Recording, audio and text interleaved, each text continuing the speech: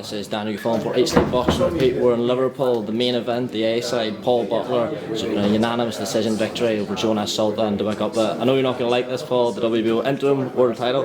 Paul, after what's been an incredibly frustrating week, I'm sure, probably even an incredibly frustrating 4 months, just how good does that feel? Unbelievable, mate. Something I've waited for a long time. Got myself mandatory challenger back in June last year. Got myself mandatory challenger June last year. We waited a long time till December to get our chance. All failed out in Dubai. Everyone knows the story in Dubai. We get to here. We're on the money. We're fit. We're ready. We make weights. He gets caught in saunas. We've got Sultan. We've got 36 hours to come up with a game plan for Sultan.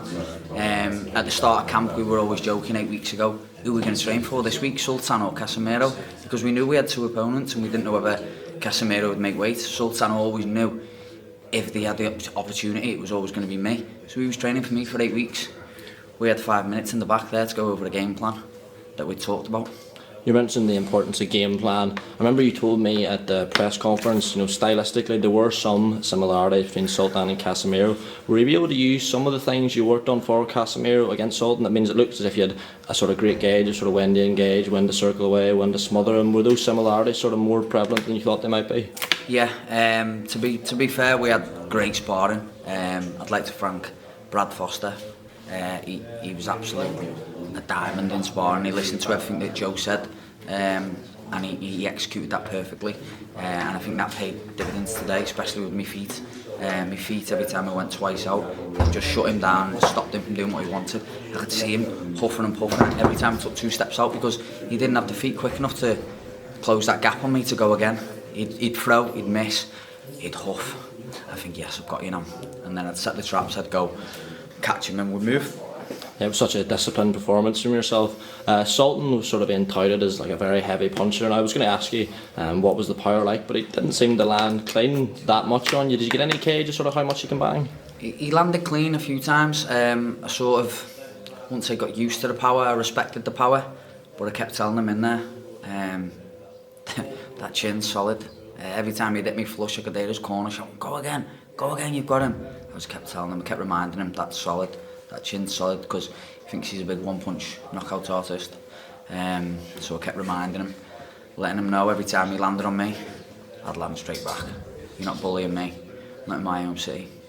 So Sultan was a late replacement. Your casual fan might look at this and think like, oh, it's just some fella they've dragged off the couch, but Sultan, been training for 8 weeks for you, actually beat Casemiro before not that long ago, just outside the top 10 in BoxRec. Just how important is it you get the credit for this, which is a true world level win? Gotta get the credit for that, haven't I? Like you say, he's beat Casemiro. Casemiro was the world champion, and he beat him well.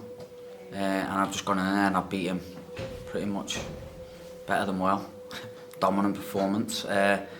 So yeah, probably one of my best performances to date.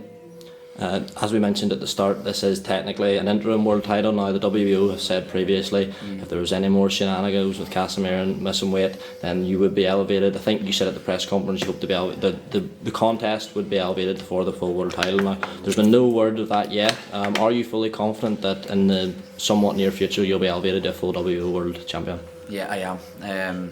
This time around I am. I'm confident that last time round they said they'd strip him, they didn't strip him, and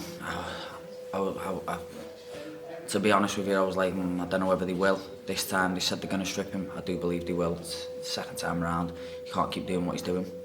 If and when you are elevated, you'll be in an amazing position in the bantamweight division. I'm sure I don't need to tell you there's a massive rematch taking place in June, I think it is, between Nao and Nonito Donaire. That's for 3 of the belts. You'll have the other one. I mean, surely there's only one direction you're looking.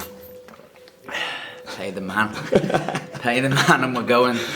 Paul Butler, thanks very much. Congratulations. Thank you very much. Cheers.